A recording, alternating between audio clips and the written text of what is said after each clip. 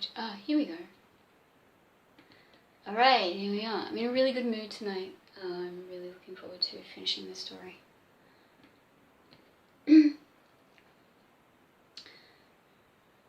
I open my mouth, but nothing comes out. Instead, it is Edgar who screams.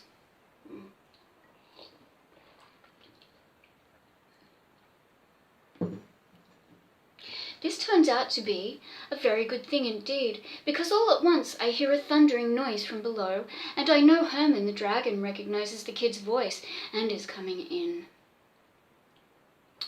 "Damn and blast," yells Thin Tommy, using very bad language for kids to hear. "What the hell is that?"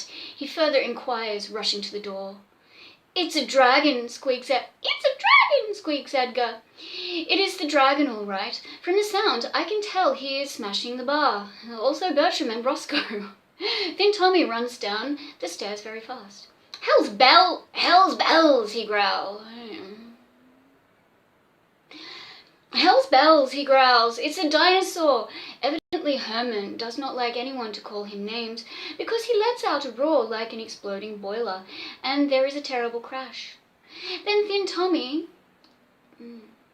Oh my god. Then Thin Tommy begins to shoot. With his equalizer, probably.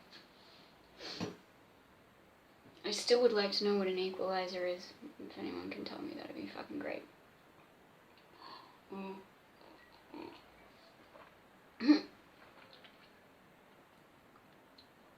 I head out the door and make the stairs.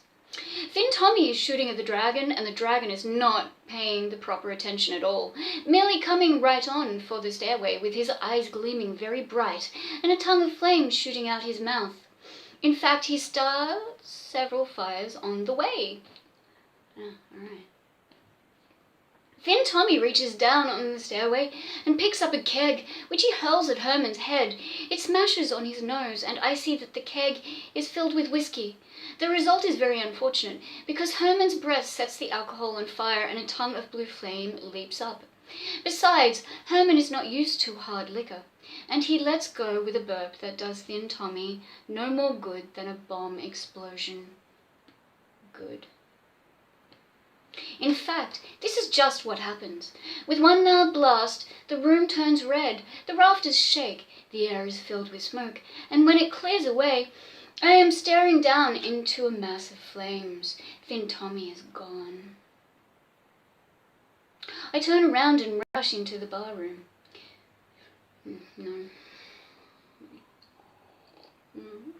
I turn around and rush into the bedroom. "We gotta get out of here," I yell. "The joint is on fire."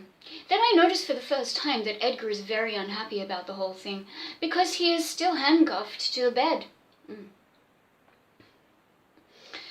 Right then and there I have to make up my mind about a lot of things. About Edgar, and about the dragon, and about $1,000,000. Which I do. It is not easy. What comes next is not easy to do either, and it is a dirty trick on poor old Herman. But it just has to be. The explosion is terrific, but it puts the fire out. And so, half an hour later, I finally get the handcuffs off and Edgar and I crawl down the stairs and out of the joint. It is still smoking a little, but the fire is out. "That's that," I tell him. And it is, because just then the sirens roar, and I see Larry and Archie and J. Carver Carson arriving with the cops.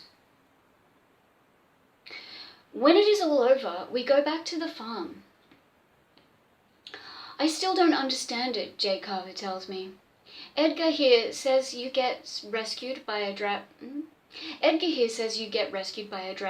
and there is no dragon." "Lucky the cops don't see any," I say. "But what happens to it?" "It's simple," I answer. "There is only one way to get Edgar out of there with the place burning down. That is to put the fire out somehow, which I do. I grab a fire extinguisher and toss it..." Get the fuck out. "Down Herman's throat."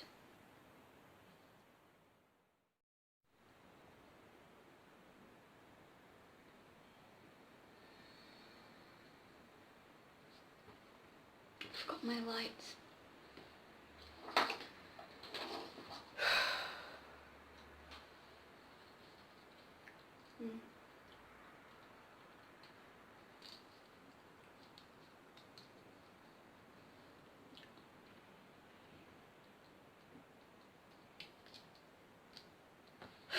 Where were we? Alright.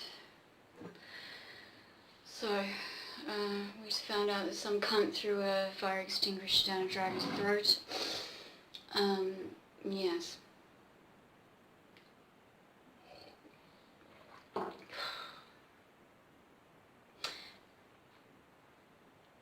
Naturally, poor Herman explodes.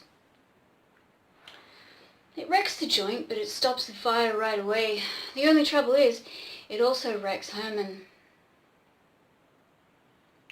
So now there is no longer any dragon left. That is a very heroic thing to do, says J. Carver Carson, like a fuckwit. And I am grateful to you for it. Naturally, there is a reward. I shake my head. All of a sudden I feel very sad when I think of poor old Herman. I walk into the barn and the others shuffle along. Fuck. Fuck. Just think of it, I mutter. Only this afternoon I have $1 million dragon on my hands. Now I have blisters. I can almost see him here now, sitting in the hay and eating a keg of nails, a couple chicken crates, sandwiches. Poor Herman. Larry gives me a funny look. What do you call the dragon? He asks. Why, Herman. I think you make a mistake, he tells me. What? So do I say. The poor thing does not even feel good this afternoon, and then I take him out and extinguish him.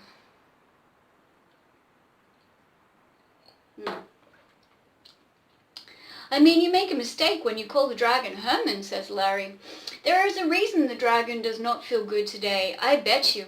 Also a reason why it should not be called Herman. What do you mean? I ask. Take a look, says Larry, pointing at the hay. They're back at the barn? Okay, yes, they're back at the barn. Before the dragon left here, it laid an egg. Sure enough, laying there in the hay pile is a big, round egg about 3 feet long. So that is the way it turns out after all. Larry and Archie and Edgar and J. Carver Carson are all lying down in the barn trying to make the egg hatch. If it does, I make $1 million. If it does not, well, I cook breakfast pretty soon, and I will be eating the biggest omelet in the world. Who knows?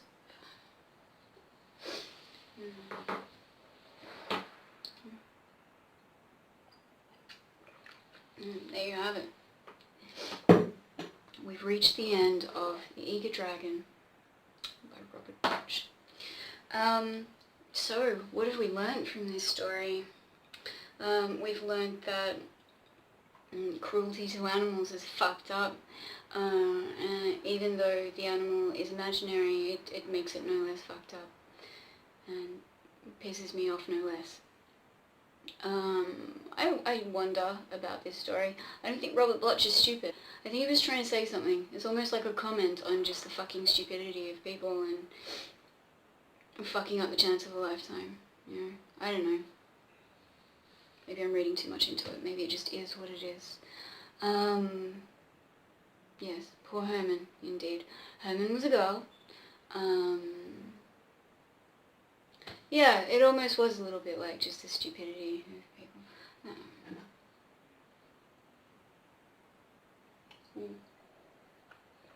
I think I'm gonna have another glass of wine. While you're here, let's have a look for the next story we're gonna be reading in the Weird Tales. Wine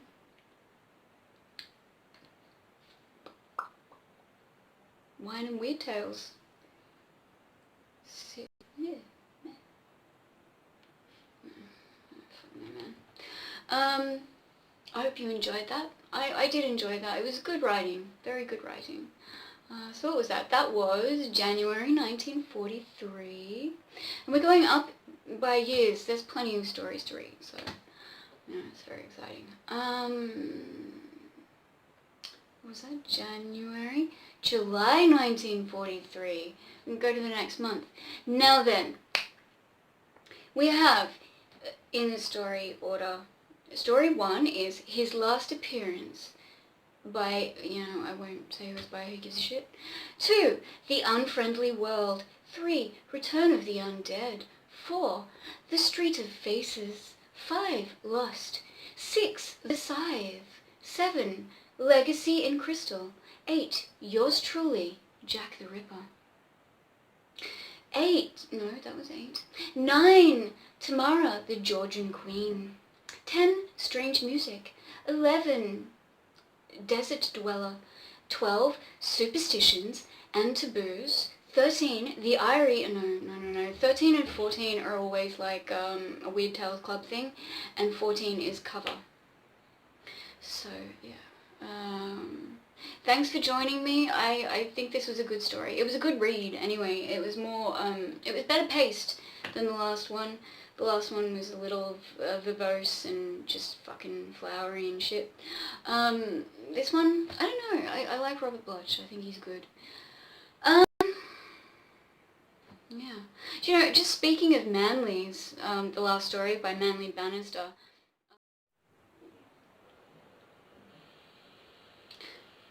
Really pisses me off when it stops recording in the middle of a sentence.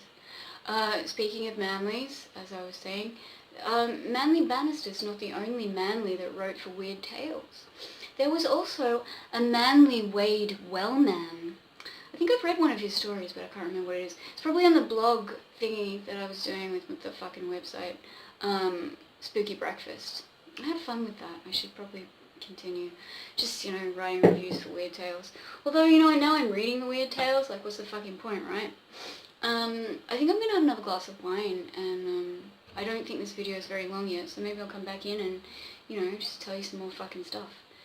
I don't know about what. We will choose. We will choose our next Weird Tale.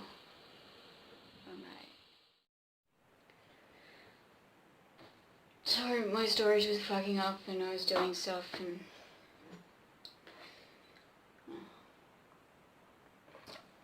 you don't care. So where were we? What was I saying? We're gonna choose Weird Tale. We're gonna choose Weird Tale. I was in 1943, but I think to make myself feel better I've gone to 1944. And for that we've got, we've got January, July, September and November. Alright.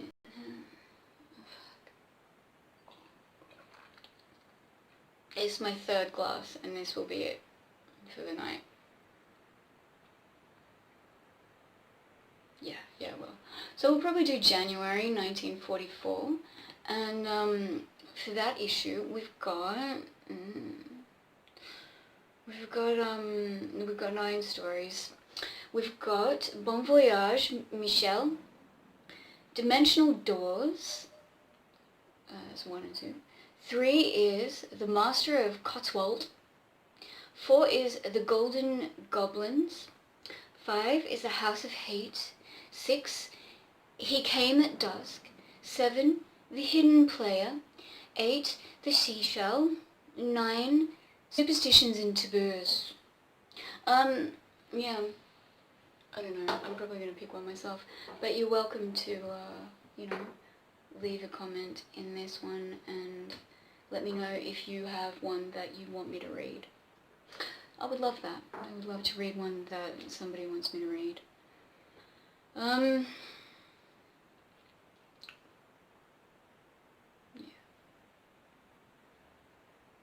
I'd also just like to say thank you to the people who voted on the Twitter poll thing.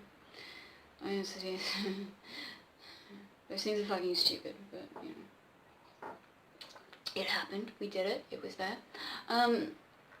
I really, my heartfelt thanks to the person who voted I don't care. It's wonderful. I love you.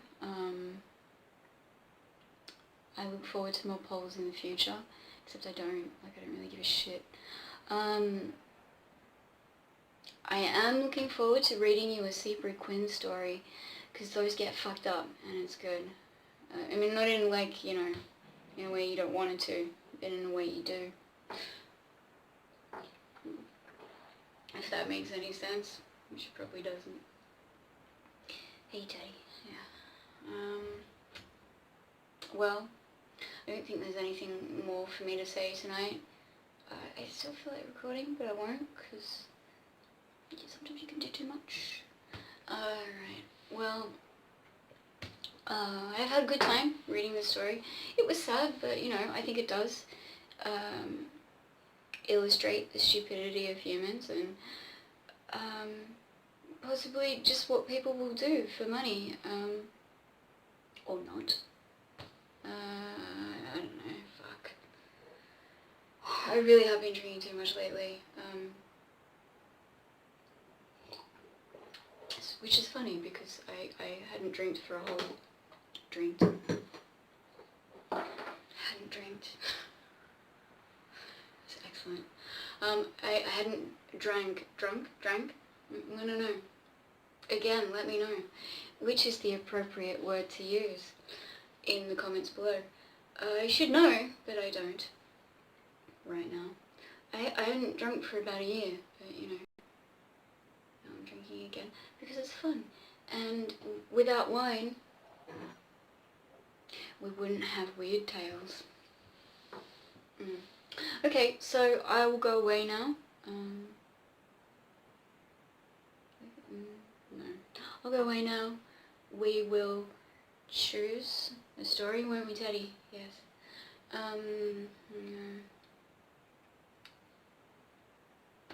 Thanks for joining me.